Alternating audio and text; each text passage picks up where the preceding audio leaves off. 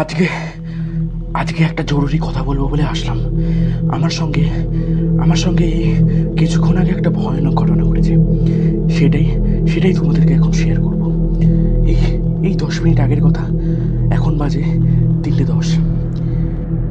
আমরা সবাই আয়নায় আমাদের নিজের মুখ দেখি, কিন্তু কিন্তু কেউ ভাবি না যদি কখনো দেখা যায় ওই মুখটা ঠিক যেন আমার মতো, কিন্তু আমি না।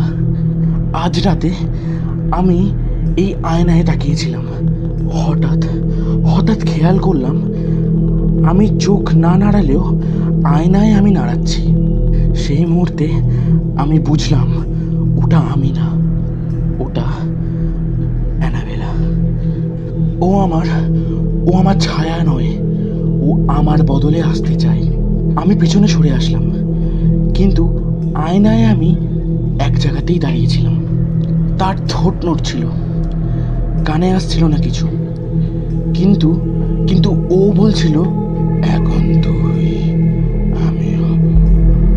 কথাটা শুনে আমার হৃৎপিণ্ডটা বাইরের দিকে ঠেলে বেরিয়ে আসতে লাগলো।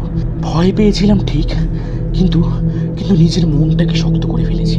হাতটা বাড়িয়েছিলাম আয়নার দিকে, আর ও ওই দিক থেকে হাত বাড়িয়েছে আমার দিকে। হঠাৎ দেখি ও আমার হাতটা চেপে ধরলো, ঠান্ডা ভেজা ও মৃদু হাত।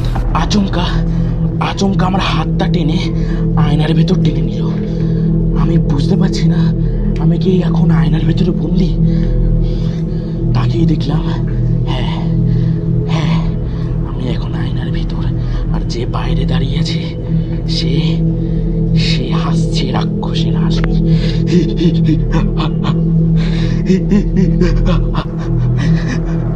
আর এখন যে গল্পটা